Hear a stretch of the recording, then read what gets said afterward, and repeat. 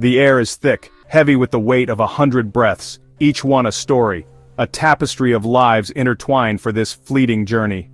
We are strangers, thrown together by circumstance onto this metal vessel hurtling through the dark. The bus groans, a symphony of creaks and rattles, each jolt a reminder of our fragility, of the thin metal shell separating us from the abyss. I clutch the handrail, cold steel against clammy skin. My heart thrums, faces blur past, a kaleidoscope of expressions, boredom, anxiety, hope, desperation, each face a story waiting to be told, or perhaps a secret best kept hidden. I shift uncomfortably. The woman next to me avoids my gaze. Her eyes, windows to a soul shrouded in darkness. What secrets does she hold? What terrors lurk beneath her placid facade?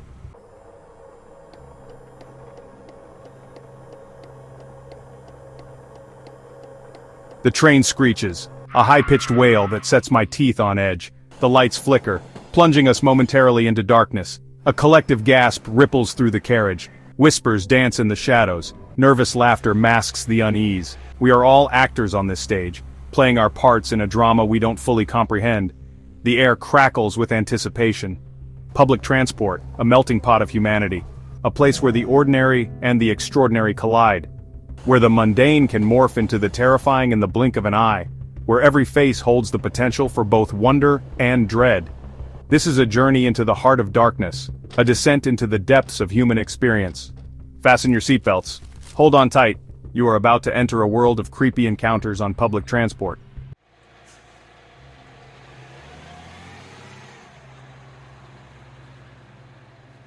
The bus rattled down a deserted street. Rain lashed against the windows, blurring the outside world into an indistinguishable mess. The air inside was heavy, thick with the smell of damp wool and something faintly metallic.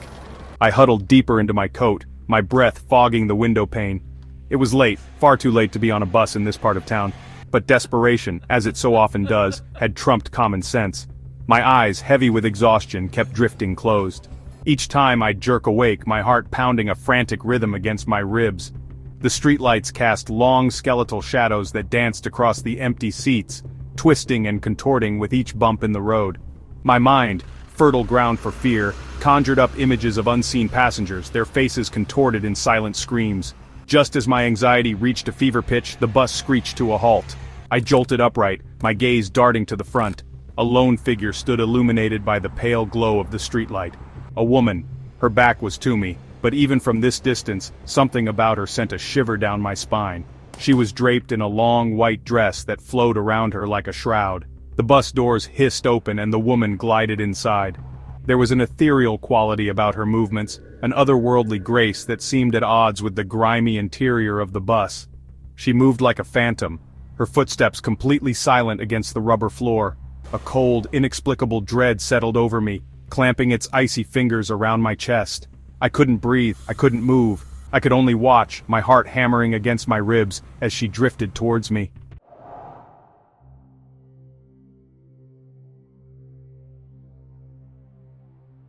She stopped just a few feet away, her back still to me. I could feel her presence, cold and heavy, pressing down on me like a physical weight. The air around her seemed to crackle with an unseen energy, sending goosebumps erupting across my skin. I wanted to look away, to scream, to do anything but sit there frozen in terror, but I couldn't. It was as if I was caught in some invisible web, unable to break free from her chilling gaze. The seconds stretched into an eternity, each one filled with a mounting sense of dread. I couldn't see her face, but I could feel her eyes boring into me, like ice picks piercing my skin. The metallic scent I had noticed earlier intensified, filling my nostrils, choking me. My vision swam, black spots dancing at the edges. Fear, raw and primal, threatened to consume me. Finally, I managed to tear my gaze away from the spectral figure. My eyes darted around the bus, searching for anything, anyone to break the terrifying spell that held me captive. But there was nothing. The bus was empty except for me and the woman in white. My breath hitched in my throat. I was trapped, alone with whatever malevolent entity had boarded the bus with us. Suddenly the woman turned. I braced myself for the horror I knew I was about to face. But instead of the grotesque visage I had conjured in my mind, I was met with nothing.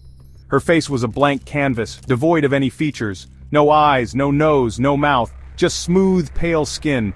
The shock of it, the sheer impossibility of it, shattered the terror that had held me captive. I gasped, a strangled cry escaping my throat.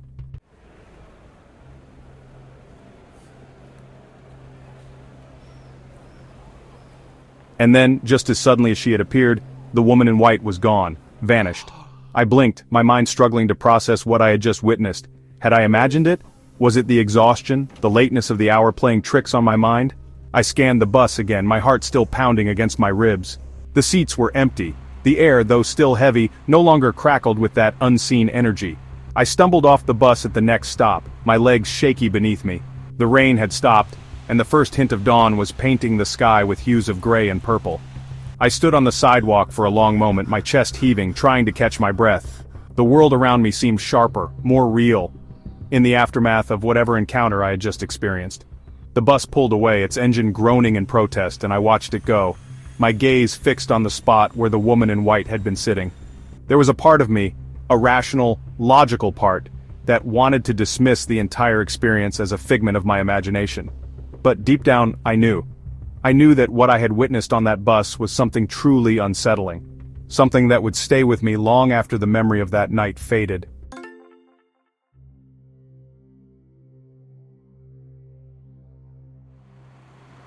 Story 1. I received an email a few weeks ago from a viewer named Sarah. Her story, like mine, took place on a near-empty bus late at night. Sarah wrote about a man, his face obscured by a hooded jacket, who boarded the bus at a deserted stop. He sat a few rows behind her, and from the moment he sat down, Sarah felt a sense of unease creep over her. She described a feeling of being watched, of eyes boring into the back of her skull. She tried to ignore it, to rationalize her fear, but the feeling persisted. She even turned around a few times, hoping to catch a glimpse of the man's face, to assure herself that he was just another late-night traveler. But each time she was met with the same obscured face, the same chilling feeling of being observed. Sarah wrote about the man's laughter, a low, guttural sound that seemed to reverberate through the bus, even though she hadn't heard him speak. She described the feeling of his gaze following her as she got off the bus, the sense of relief that washed over her when the bus pulled away, leaving her standing on the sidewalk, bathed in the yellow glow of the streetlight.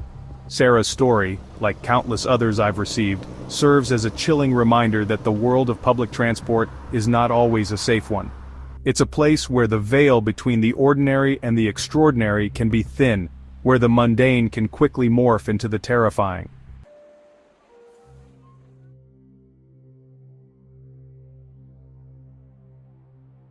The train rattles onward, its rhythmic sway hypnotic. Each click of the wheels against the track a metronome counting down the seconds. But in the confines of this carriage, time seems to warp and twist. Minutes feel like hours. The world outside, a blur of fleeting lights and shadows. Here in this metal box hurtling through the darkness, we are islands, surrounded by people, yet utterly alone, each passenger locked in their own private world of thoughts, fears, and anxieties.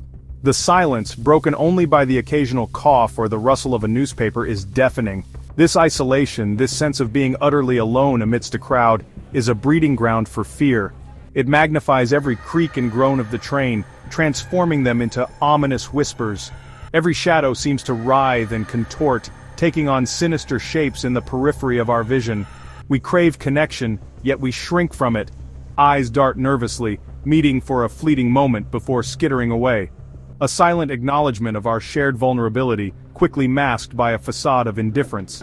We are actors on a stage, playing our parts in a drama where fear is the only language we all understand.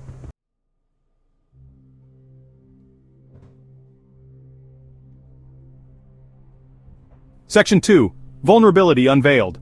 The bus lurches violently, throwing me off balance. I grab for the handrail, my knuckles turning white as I steady myself. A wave of nausea washes over me, a visceral reminder of my own fragility. In this moment, I'm acutely aware of my own body, its vulnerability exposed. Public transport strips us bare. It exposes us, not just physically but emotionally. We are forced to confront our fears, our anxieties in the stark reality of shared space. The anonymity of the crowd offers little comfort. If anything, it amplifies our sense of vulnerability. We are surrounded by strangers, their faces, a mosaic of the unknown. We project our own fears onto them, imbuing them with sinister motives, transforming them into potential threats. The man with the haunted eyes, the woman whispering to herself, the teenager with the oversized headphones. all become actors in our own personal horror movie. This heightened sense of vulnerability is further exacerbated by the fact that we are, for the most part, trapped. We are confined within the walls of the vehicle, unable to escape the source of our unease. The doors, once a symbol of freedom, now represent a barrier to safety.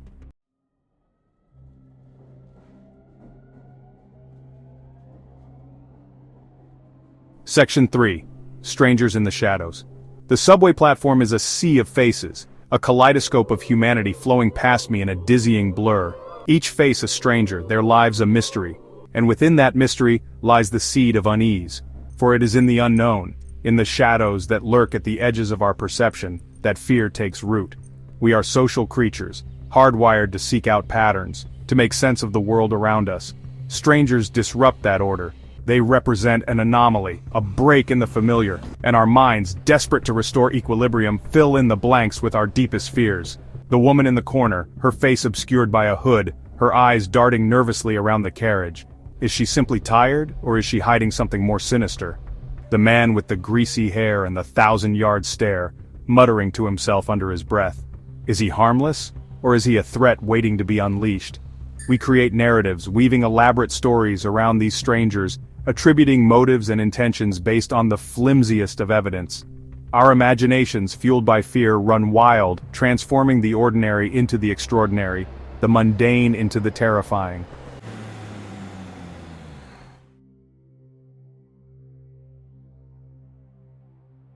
Section 4. The Amplification of Anxiety. The air inside the bus is thick with tension, a palpable energy that seems to crackle in the silence. I can feel my heart pounding in my chest, my palms slick with sweat. The feeling is familiar, an unwelcome companion that has haunted me since childhood. Social anxiety. Public transportation is a breeding ground for anxiety. The close proximity to strangers, the lack of control over the environment, the constant noise and movement. All of these factors can trigger feelings of unease, even panic, in those predisposed to anxiety. For someone like me, every bump in the road, every screech of the brakes, every cough or sneeze from a fellow passenger sends a jolt of adrenaline coursing through my veins. My senses are on high alert, scanning the environment for potential threats, real or imagined. I am hyper-aware of my own body, its every twitch and tremor magnified under the scrutiny of unseen eyes. I imagine that everyone around me can see my discomfort, that they are judging me, whispering about me behind their hands. The rational part of my brain knows that this is irrational, but anxiety rarely listens to reason.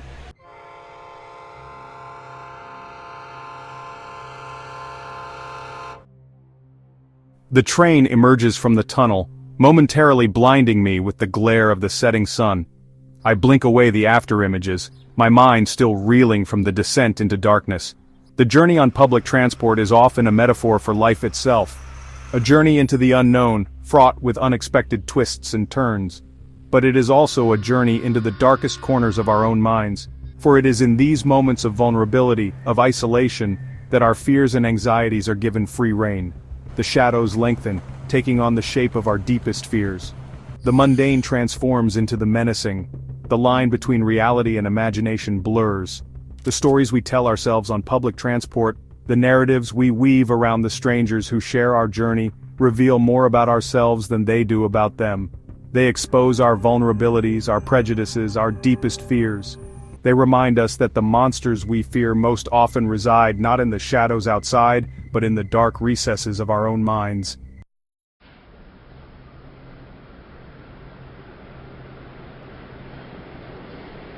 The train rumbles on, a metal serpent winding its way through the concrete jungle. The lights flicker, casting long dancing shadows that seem to writhe and contort with every jolt of the carriage. I shift uncomfortably in my seat, my senses on high alert. Years of navigating the unpredictable world of public transportation have taught me one crucial lesson: trust your instincts. Our instincts are our primal warning system, honed over millennia of evolution to keep us safe from harm. They are the whispers in the back of our minds, the gut feelings that tell us when something isn't right. Too often we ignore these whispers, dismissing them as irrational fears or overactive imaginations. But in the unpredictable world of public transport, these instincts can be our greatest allies.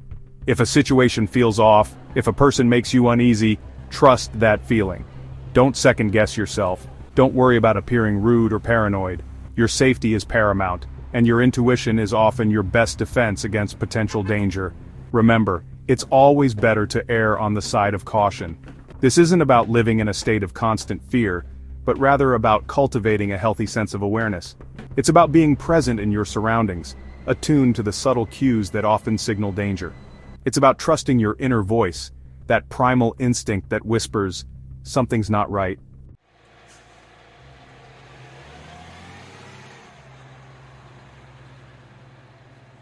The bus groans, its brakes squealing in protest as it lurches to a stop. I glance out the window, taking in my surroundings. The street is dimly lit, the sidewalks mostly deserted. A lone figure huddles in a doorway across the street, their face obscured by shadow. I make a mental note of their location, my senses heightened. Awareness is our shield, our first line of defense against the unexpected. In the often crowded and chaotic world of public transportation, it's easy to become complacent, to lose ourselves in our phones, our books, our own thoughts. But this detachment from our surroundings can make us vulnerable. Predators, both physical and emotional, often target those who appear distracted, unaware. Cultivating awareness is a simple yet powerful tool. It's about being present in the moment, paying attention to the details of our environment. Where are the exits? Who's around you? What are people doing? These seemingly insignificant observations can be crucial in a crisis situation. Maintain a safe distance from strangers whenever possible. Avoid sitting in isolated areas, especially late at night. Be aware of your belongings, keeping valuables out of sight. These small acts of awareness can significantly reduce your risk of becoming a target.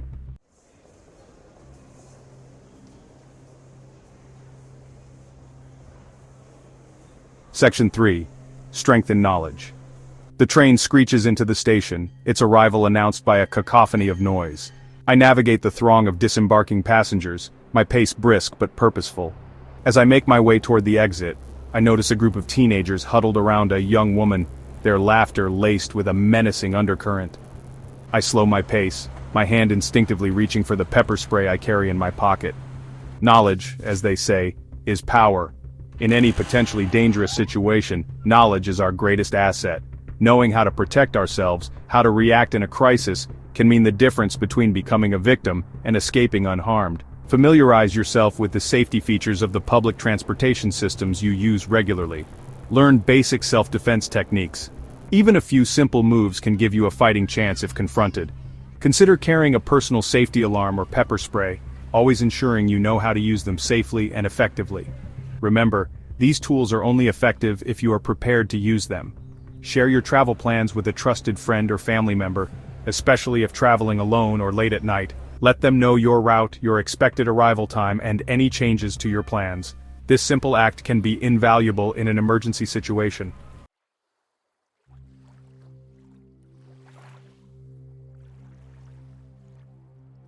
Section 4. Finding your voice.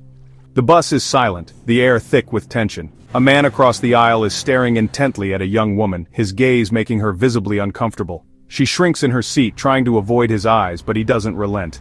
I can feel my own anger rising, my sense of justice ignited. This is not okay. No one should have to endure harassment or intimidation, especially not on public transport. For too long, victims of harassment and assault have suffered in silence, afraid to speak out, to make a scene. But our voices are our weapons, and silence only empowers the perpetrators. If you witness someone being harassed or threatened, don't be a bystander. Find your voice. You don't have to be confrontational.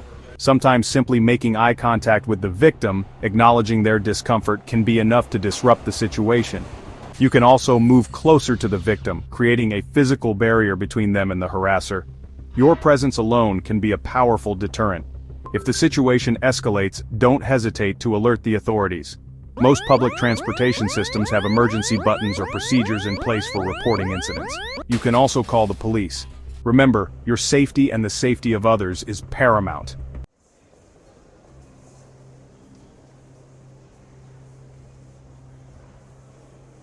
The train pulls into the station, its doors hissing open. I join the throng of passengers disembarking, our faces a mix of relief and anticipation. We are strangers, thrown together by circumstance, our lives intersecting for this fleeting journey. But in this shared experience, in this metal box hurtling through the darkness, we are also united.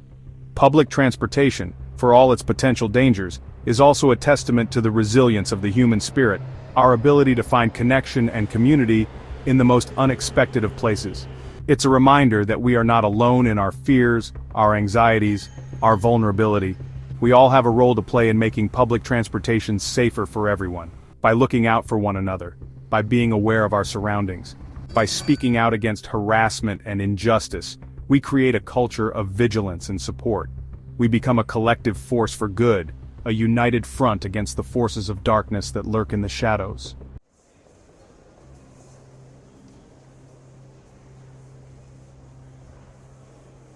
The train screeches to a halt, jolting me back to reality. The doors slide open, releasing a wave of humanity onto the platform. I join the throng, my footsteps echoing on the concrete, each step carrying me further from the unsettling encounter. Yet the memory lingers. The woman with the vacant eyes, the man who vanished into thin air, they are gone.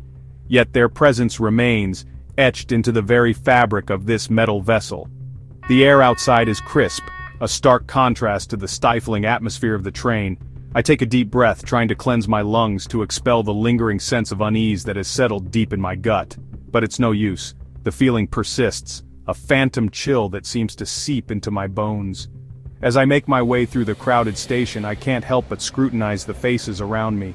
Each stranger seems to hold a hidden story, a potential for darkness that I hadn't noticed before.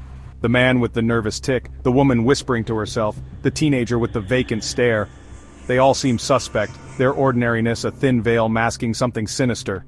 I quicken my pace, my heart pounding in my chest. The rational part of my brain tells me I'm being ridiculous, that the encounter on the train was nothing more than a figment of my imagination, a product of exhaustion and the lateness of the hour. But deep down, I know better.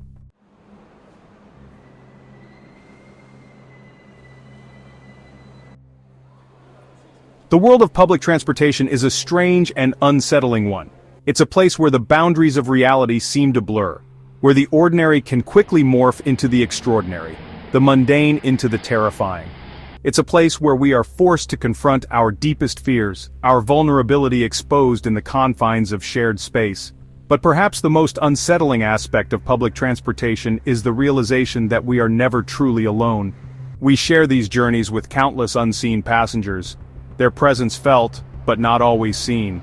They are the ghosts of encounters past, the whispers of fear and anxiety that linger long after the journey has ended. They are the woman in white, her face a blank canvas of terror, her touch a jolt of icy dread. They are the man with the haunted eyes, his laughter a guttural rasp that echoes in the silence of the night. They are the countless others who have shared their stories, their experiences a chilling reminder that the world is a far stranger and more unsettling place than we care to admit. We carry these unseen passengers with us, their stories imprinted on our minds, their presence a constant reminder that the line between the real and the unreal is often thin and easily breached. They are the price we pay for venturing into the unknown, for daring to ride the rails of human experience.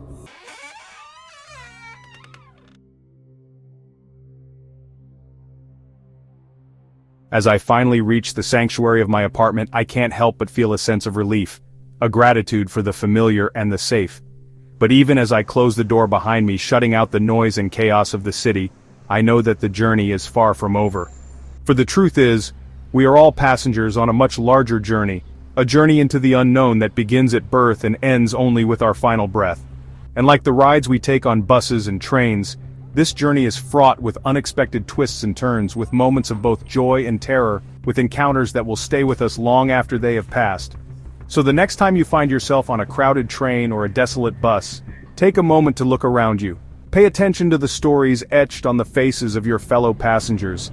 Listen to the whispers in the shadows, the echoes of laughter and fear that seem to seep from the very walls. For within these stories, within these whispers, lies the true heart of the human experience, a tapestry woven from both the ordinary and the extraordinary, the mundane and the terrifying.